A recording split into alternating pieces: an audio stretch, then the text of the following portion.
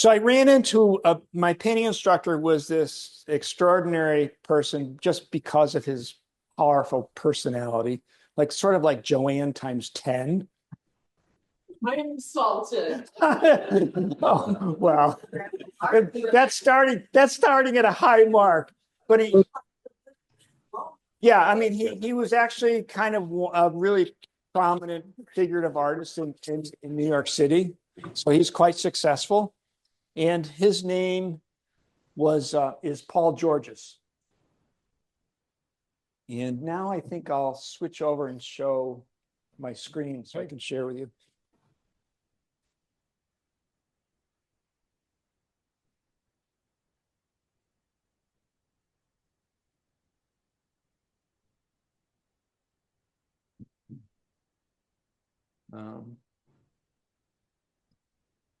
Oops. Looks good, Ken. Okay, except for that banner that's It's only on your computer. okay. Okay, good. Okay. Yeah. Okay. Okay. So he was a character because the school had been the dean of the school was this woman named Mercedes Matters, and she had been very prominent in the New York City art scene. She slept with de Kooning. De Kooning is one of the great artists of the 40s and 50s. And she knew Jackson Pollock and all of these people. So this was like they were pushing this New York school style of painting and drawing. And she would insist that the whole effort, whenever you drew, that it had to be a plastic process because you had to like find the form like Giacometti did. And she wanted to see eraser bits on your paper. So it was all about this struggle. And this Paul Georges was kind of a totally different personality. And he had these kind of rules for painting on how to build a good picture that he had come up with by studying Renaissance painters. And I remember he came into class once, he said, you draw the figure, and he just like drew the outline, and then you said you just paint. And if you followed his rules, then your painting would work. And he said, now you can paint beautifully like Giotto. Giotto was a famous Renaissance painter, and there's a story that he would paint like a fly on the canvas, and he would paint it so well that it looked like a fly. So this it's like completely different spirit. And in fact, this Paul Georges, so he belonged to this group in New York City called the Figurative Alliance. And this was a group of New York City artists in the 60s who were kind of battling the art world, because the art world then said that there's no value in figure painting. You have to paint abstractly. So these guys would get together and they would meet in this Figurative Alliance, like, I don't know, once a week, and just talk about art and show their stuff and kind of push against the establishment. Well, he took me to some of these meetings, and one night I went and I brought one of my paintings, and afterwards, one of the guys who was part of the alliance said, psst, psst, you gotta come and meet with us. And he actually had a loft in the same building as this Paul Georges. And this guy, his name was Anthony Ciani. And his group, he brought me into his studio and said, this is how you need to paint. He said, we've decided that the only kind of valid painting are religious subjects. So they did religious paintings. And he tried to kind of like pull me in to this group. Well, when this Paul Georges found out, he just said, oh no, he said, don't go with those guys. So it turned out, this Paul Georges said, they do religious paintings, but they're not religious. They're just they're frauds. And he did this painting he called The Mugging of the Muse. And he had this Siani and his friends, he had them wearing masks like protesters do now, but the masks also represent their own faces. So this was his statement that these guys are really assaulting the muse or art itself because of their beliefs. And this Paul Georges he got sued, and this was the first ever libel suit against an artist. And this suit, Paul Georges lost in the first round, but he finally won. But this suit made the New York Times, it made Time magazine. It was quite a famous lawsuit. So this is who influenced me, and he kind of his figurative painting always had some drama. Well, not always, but had some drama. So I suppose I keep talking about introducing drama into my paintings, and not like this, but a little bit. But also, I always admire. Like I like what I've done, but I always admire, and I've been thinking about going back to this type of painting that he did that just really shows like the figure in light. So whereas my paintings are more flat patterns and color patterns, he was really able to kind of have this freshness. And I admire this also because it's painterly, and it's not like the photorealism that we often see. So, Ken, what year was that painted? Do you know? that was probably 1970 something, or the Marking of the Muse was 1974. Okay, thank you. Yeah. What am I doing?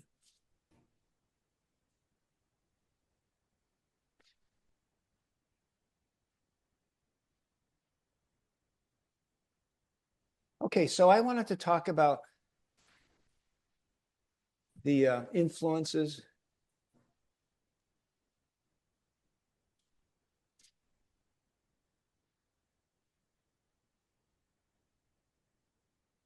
So Can we get the banners on the top? Because they are. I don't know. Oh, wait, okay. Okay, there we go. Okay, thank you. Oops.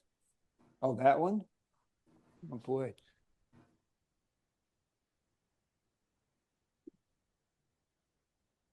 How do I get this to stop? Steph. I was playing through and Maybe hit pause. Okay.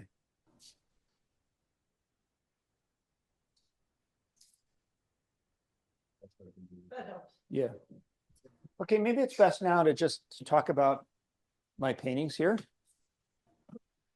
So I've been doing a lot of still lifes, and these still lifes are from previous shows. Ken, we're looking at the images in the gallery. Oh, Then you need to stop sharing. okay. Let me stop sharing. Thank you. Okay.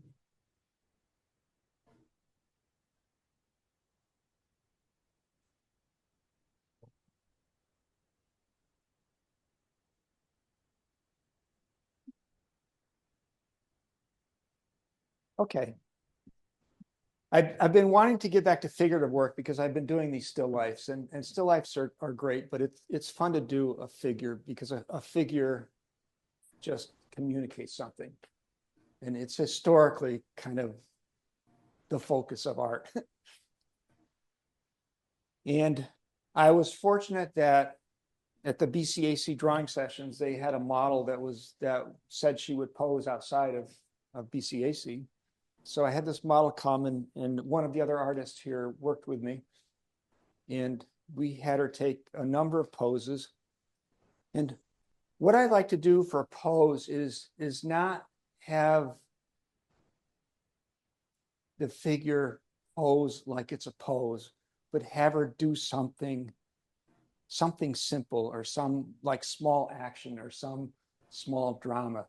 So you can see over here the first one that I have is her name's Bridget. And she had her slippers, and I said, why don't you just reach down like you're putting your slippers on? So it's just a simple action, but there's just something going on. So it's more plausible that you're painting somebody. And so I took these photographs, and then to actually plan the paintings, I'll describe my process. I do small drawings of the photographs that I like. And then I trace those photographs or the drawings on a tracing paper. And then I can use oil paint to do what I call a color sketch.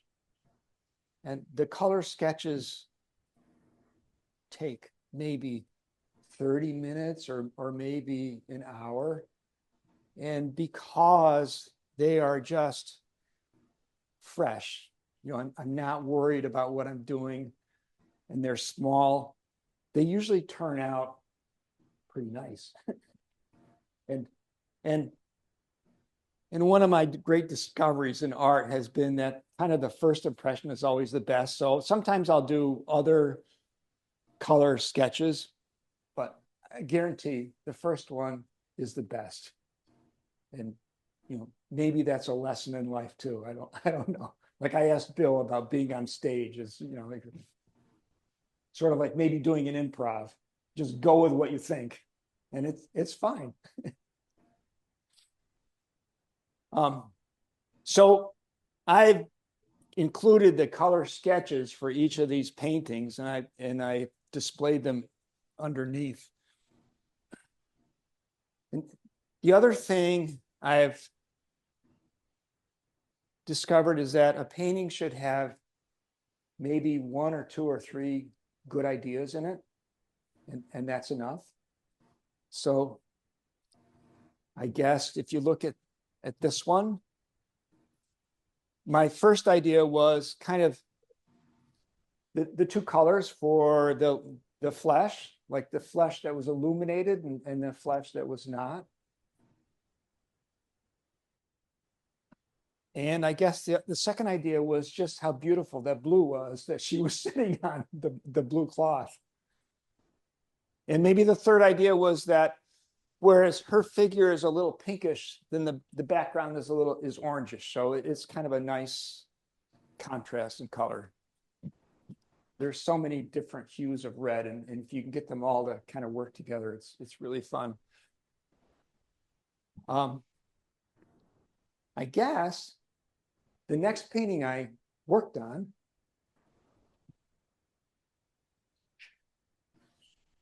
is this. I called it Cat Lady, but it's really, traditionally it's called an odalisque, so it's just a figure.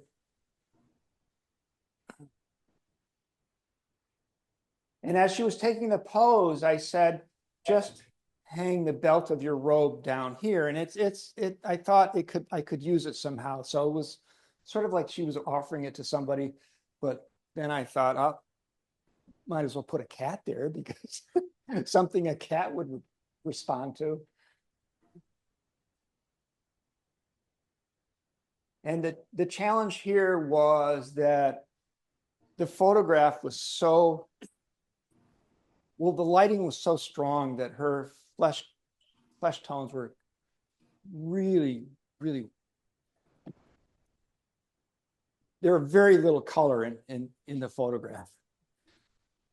So I ended up painting her very light and just try to use that. And I guess the other idea that I had with that, I picked these great swatches of fabric. The one is a pink with a dragon design. The other is this light tan with these brown swirls in it. And the other was another curtain. So that's what that painting was all about.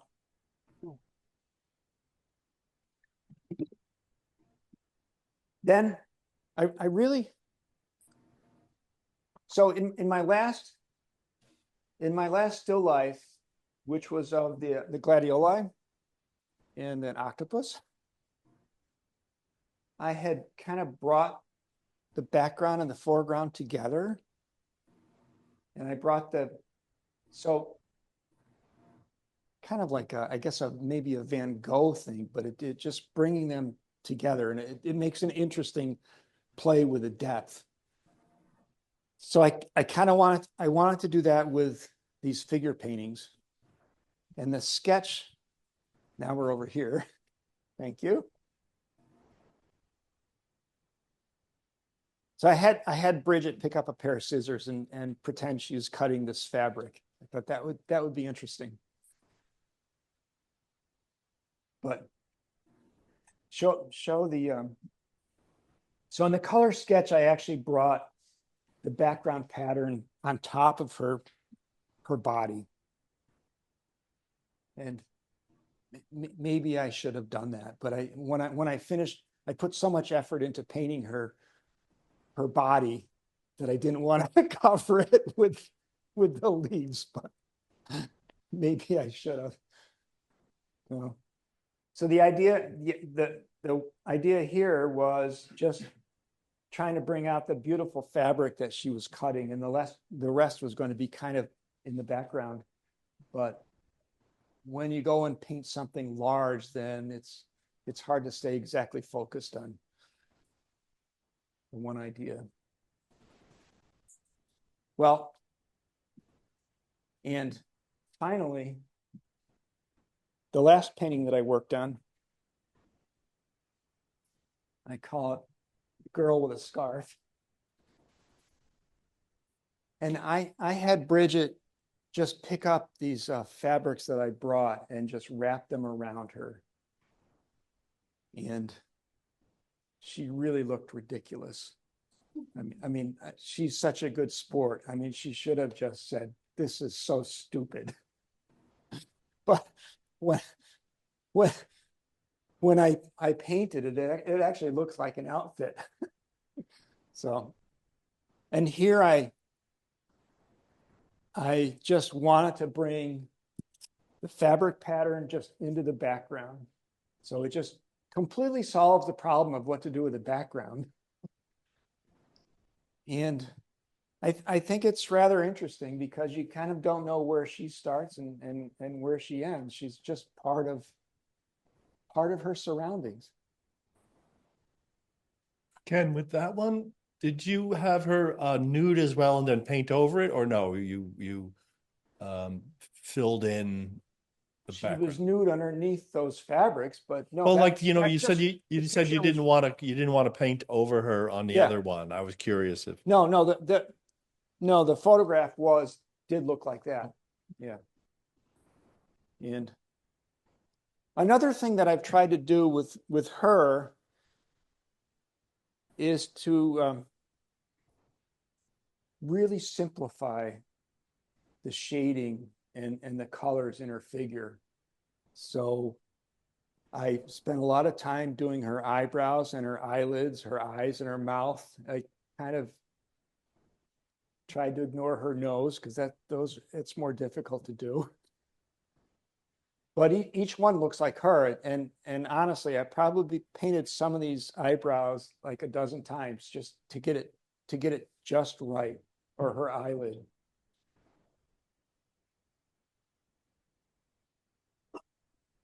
I think I need to give enough time to Dave to speak, but please, do you have any questions? Yeah. Yeah, so what size brushes are you using on these? I don't see any brush strokes on them. Are you, I use like 3/4 inch shaders, okay, like pretty soft brush. and then the fabric, when you have the model, do you set the fabric up too, or do you incorporate that afterwards or before, or whatever? Like, okay, so when Bridget was sitting there, Okay. were those draped behind her? No, Okay. they weren't at that point. No, I did that in my studio. So I take the fabric and Just, yeah, I tack it to the wall and the one hanging, I draped it. okay, and why the squid? over here. Yeah. We had, Octopus, sorry, sorry. we had just vacationed in the Azores, and I actually had octopus for dinner. Uh-huh. And I just wanted something over there on top of the newsprint. The newsprint I decided was cool because it was kind of black and white. And I just squid just came to mind, and it was one of our bathtub toys.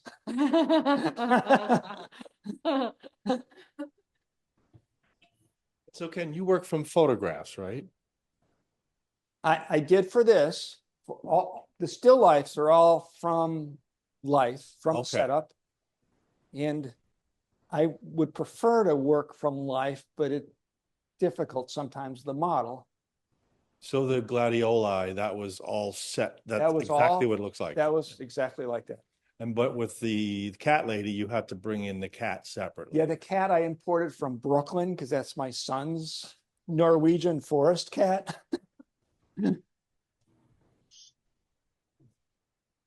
Yeah. They're painting. Oh. Yeah, this is a great painting. This was another model that we had a couple of years ago. And for one of our Friday or one of our modeling sessions, I told her to like bring a pretty dress and bring like yarn. And so she actually was able to sit and like knit. And that was during Eileen Schlag's show. She was one of our gallery members. And it was her abstract paintings and her husband's ceramic work that were on the wall. And the other thing, I tacked up that fabric I tacked up. And the fish pattern in the wall I invented. And the bear rug is on my wall at home.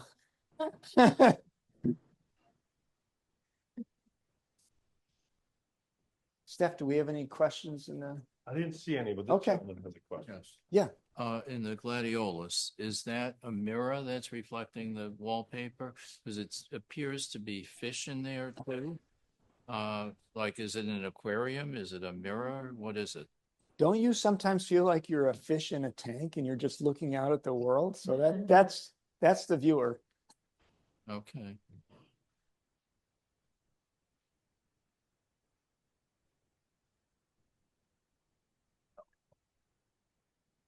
Well, thank you, Ken. All right. Thank you.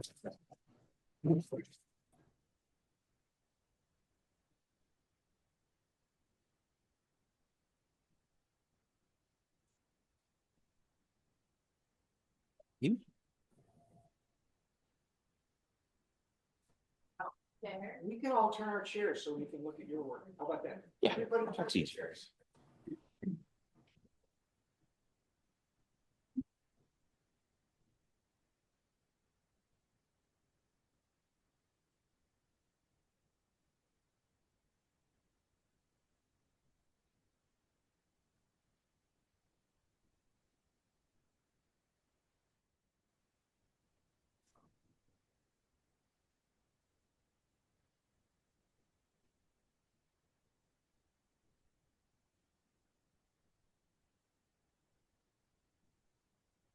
Like my frog, Jim.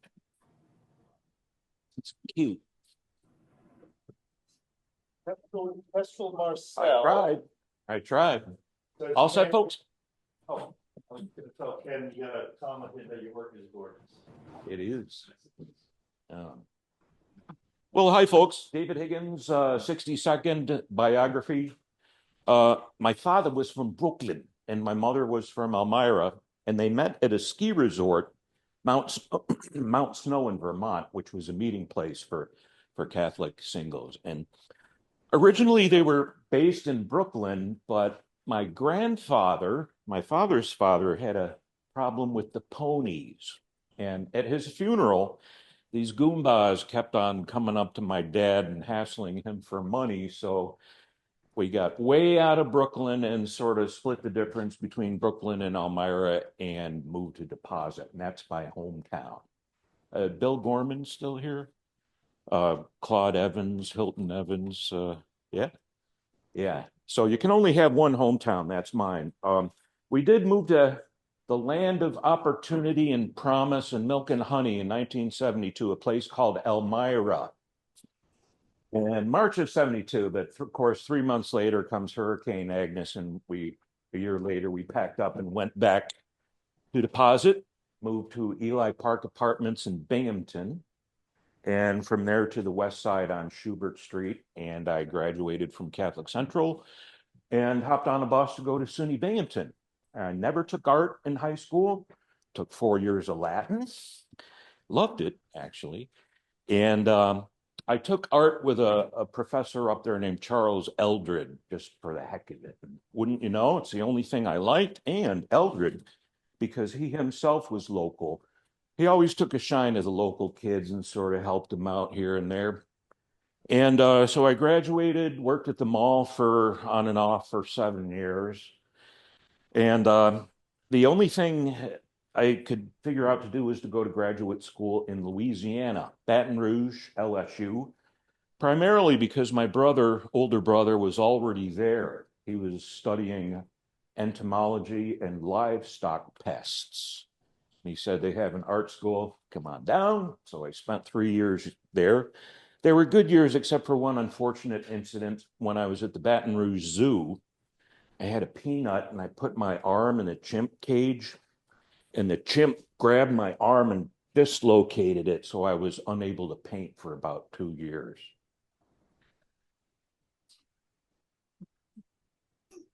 You hear me, Jim? That last part was a lie. So I ended up teaching a little at SUNY Binghamton, and mostly by luck, I got my foot in the door at Corning Community College, and I was hired as a painting and graphic design teacher, taught there for 30 years, retired just after COVID. So the great writer Tom Wolfe, in his book, The Painted Word, basically busted on any artist who had to justify their painting with a story, but that's all I do. All I have is stories. So I'll start here with Dagwood. I read an essay in college by a Marxist, I think, who used Dagwood as the example of everything that was sterile and awful in American life, because he lived in this faceless place with stupid problems, and that really stuck with me. I can't read Dagwood innocently anymore. And if this had a subtitle, it would be, "Why Does Our Bedroom Smell Like Herb Cigars?"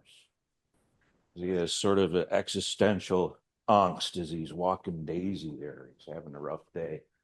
Billboards somewhere in Terrebonne Parish, Louisiana, down Bayou country. Used to go back there quite a lot, but not since Katrina. I'm sure it's changed. Come back to this one later. I regret putting in Mr. Sackler in this landscape, because that's, it's this sort of a gimme, as they call it in baseball. As soon as I get that home, I'll paint him out. But I do like the rainy quality of the landscape there. No, there is no poison beans sign. I made that up for laughs. I think one of my students challenged me to paint something really, really unartistic or frankly dumb. And I took up the challenge. I was out hiking and I saw a squished toad. And wouldn't you know, I actually enjoyed painting that because it was stupid, but I could indulge myself and just have fun without it. The stakes were extremely low. Let's just put it that way. I remember a good teacher I had told me that the circle was when man first recognized the infinite, because you get 4 sides, then 8, 16, 32, and whoa, the more sides on that thing, you approach the infinite. So that's always stuck with me, and circles are fun and easy to paint. You can think of that as the Catholic host, or you can think of it as a bagel or a Cheerio. I've painted Cheerios before. And for reasons not worth going into, I've been in North Dakota 3 times, including in the dead of winter. So that's what it looks like up there.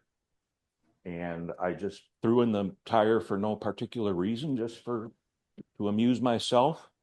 So I don't have a gallery, and I had a teaching gig. I could pretty much paint what I wanted, and boy, was I thankful for that.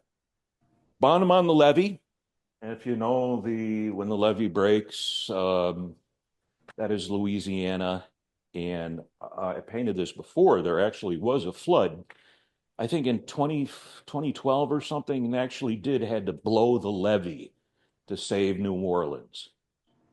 My first job out of SUNY Binghamton, when the world, surprisingly enough, was not beating a path to my door to buy my paintings, the only job I could get was drawing houses, line drawings for Haskell Real Estate. They had a little lighthouse building on the south side as you go around the ramp over there. It might still be there. And I would sit in my car and draw the house, and sometimes I'd get phone calls. There's a weirdo out parked in front of my house staring at the house, but I could leave out the garbage bags, and this was long before digital photography, so it was actually not a job I enjoyed. It was a drudgery, but it was good for me because I hated perspective. I hated drawing anything with straight lines, but boy, did I get good at it. And to this day, that's when people ask me, what do you paint? I usually say houses, because I remember my sister was a little kid. From the moment she could walk, she was into shoes. Even as a little girl, she was all about shoes. She could describe everything about them. And with me nowadays, houses are like that. I drive everywhere, and I pull over, and I couldn't explain why a particular house appeals to me. I just do. And this, in case anyone wants to know, is Prairie Ave. I used to live in that building on the left on the top floor for a couple years. It was nice. Okay, speaking of stories, North Dakota, dead of winter. The high plains are covered with defunct missile silos and anti-aircraft installations and all kinds of top secret stuff. The very last of them, built in the middle of nowhere by Richard Nixon. It was obsolete even before it was finished, and they call it Nixon's $1 billion pyramid. Apparently, it's open for tours in the summertime, but the conspiracy theorists latched onto this, and they said that Al Gore lived there, and like at the local diner, they saw Al Gore dining with Henry Kissinger and Prince Charles in the same booth. And I thought, that's my kind of conspiracy theory. And I had fun painting the fence because it was mindless repetition, like meditation or rosary beads or something like that. Very therapeutic. Similar to the squish toad, the garbage can was on the Pacific coast somewhere. And out of all the gorgeous scenery, the Cannon Beach and the Sitka spruce and the Tillamook and whatnot, what do I paint when I get home? But it is theatrical. I do that a lot. I think because I took a course in college on icons, Greek and Byzantine art fit my schedule. It was not my wheelhouse, but boy, was that a good course. And to this day, I often purposely will plant something deliberately smack in the middle with no fuss, no other reason. Um, long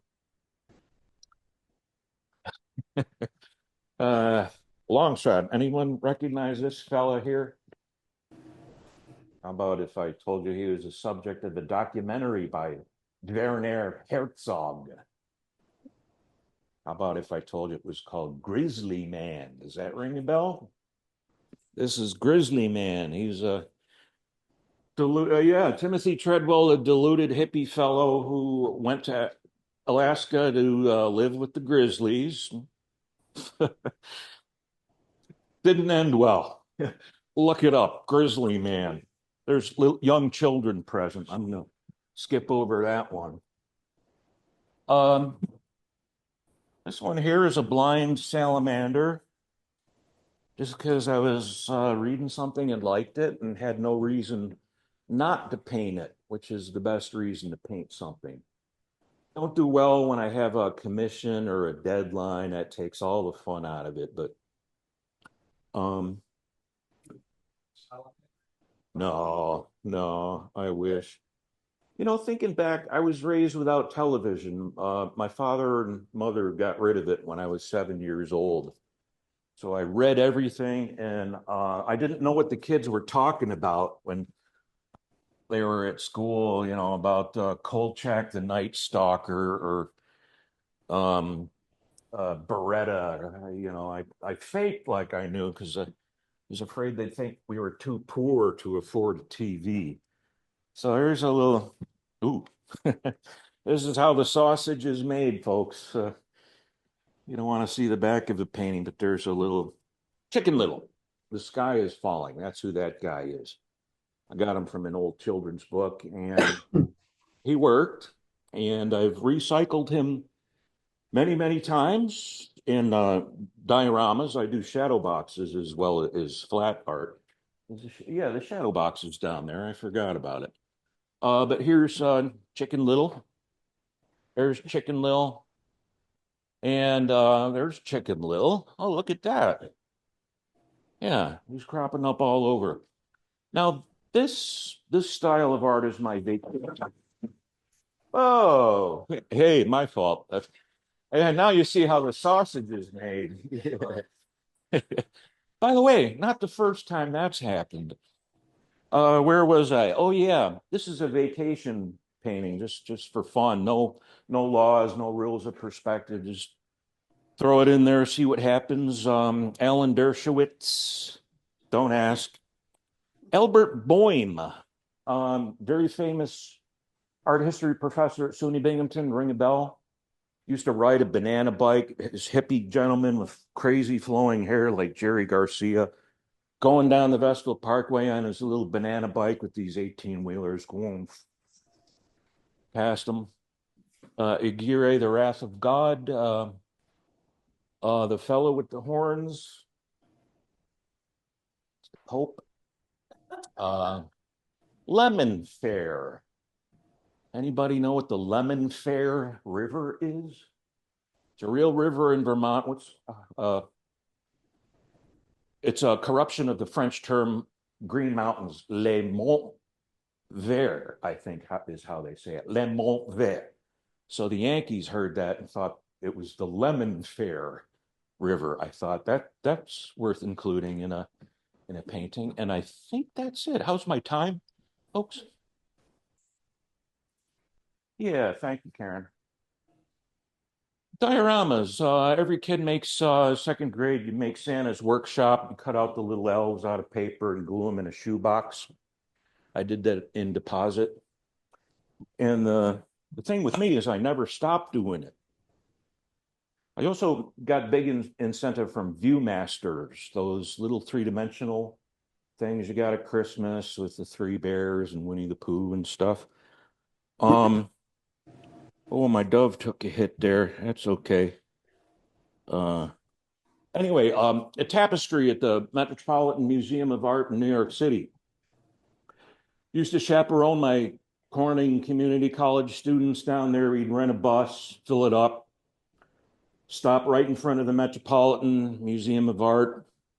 Not a single kid went in the museum. They all scattered like cockroaches to the anime shops and the toy shops, and they weren't interested. So one day I was killing time in the Metropolitan, feet hurt, and I was in the tapestry room where nobody ever goes. And almost because I had to be there, I noticed the lady with the falcon tapestry. She's riding side saddle, and it doesn't look like, oh, she does have a falcon. I'm not sure. But the bird was in the tapestry and the guy with the bagpipes and stuff. So I made it into 3 dimensions and put black velvet in there for a background. And it's one of my more portable 3D shadow boxes, which is why it ended up in this show. I did bring today a shadow box in progress. I started this a long time ago, and now it has meaning because the lady's color she's wearing, gold and sky blue, and whose is well, that's okay. Who's this black bear back there? You see him? In school, we sang a song, I think fourth grade. Have a care what goes there. That's the great black Russian bear. So, well, so she's in the foreground, he's in the background, and when I got here a little earlier today, I took my Ukrainian lady. Where'd she go? Oh, I went to the Stave Church in Johnson City. I didn't know it was Ukrainian. I remember seeing that for many, many years. Apparently, it was built in 1977. And I had her in the back for my talk. And it says Sacred Heart Ukrainian Orthodox Church. And I thought, oh, cool. So I took her out and had her pose for pictures in front of the Stave Church. And Bantham's hanging in there as someone who's been gone for 30 years. I left at its worst, I would say. I was downsized from a job in Kirkwood. This did not exist here on State Street. And it's kind of good to see, and it's an honor to participate. And thank you to Ken, and thank you to folks for keep up the good work. It's looking good out there. Binghamton, you know? Yeah. I like. So thank you very much.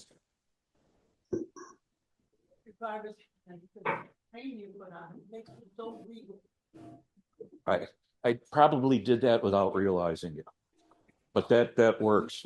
Yeah, it's rare for me to have a nice frame too, so kind of glad it ended up with that. Jigsaws? Are you cutting out like jigsaws or? Yeah, scroll saw. It's almost like a sewing machine. The crazy thing is with laser cutting, what used to take 10 hours to do takes 10 minutes, sometimes 10 seconds.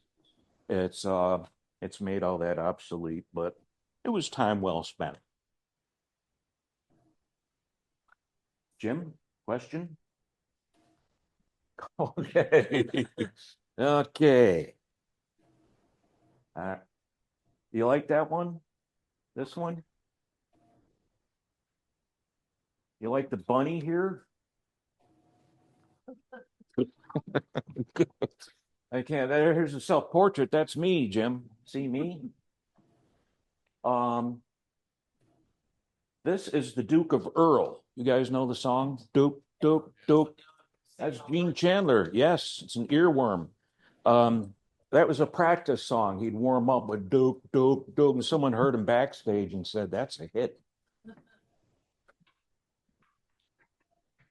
So now you have stories to this, but when you showed the one you said it's Mr. Sackler, I thought you meant from the Sackler family and Poison Yeah. Beans were the OxyContin. I'm not sure who came first. Poison Beans is an old Irish folk song called Henry Me Son. Where have you been all day, Henry Me Son? Yeah. And it's an actual line. His lover poisoned him with some poison beans. So the tune was stuck in my head. And to be honest with you, there is a juried art show at the Memorial Art Gallery in Rochester. And this was dumb of me, but I thought, well, I'll give it a little more significance if I make it more, relevant by alluding to something that was in the headlines at the time. I think that's why he's got to go. Now, can you tell us what was in the headlines? Because I. Oh, it was the settlement with the Sackler family for, Oh. boy, I remember going to the Metropolitan, man, there's a Sackler wing. I wonder if it's still there. You took the names. Oh, okay. Wow. you know, I think you'd eliminate a lot of angst if you had a little like tag below some of these and said, this means nothing. I had somebody who said, what does tire mean? And I said, oh, that's a tire whale jumping on you. Yeah. She looked at me and said, oh, really? Yeah, that's all there is to it. That's, all it means. This one with the checkered pattern, just spontaneous? You decided, oh, I think I'll put this here and that there? Or did you pre-plan much of it? None of it was pre-planned, and it just occurred to me that it's only three colors. It's brown, ochre, and green. And it's funny how your mind will fill in the spectrum.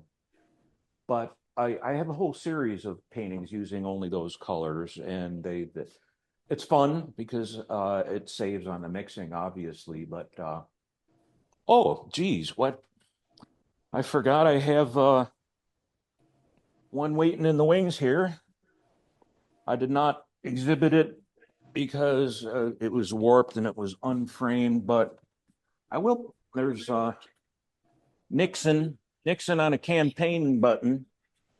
Says fight dirty.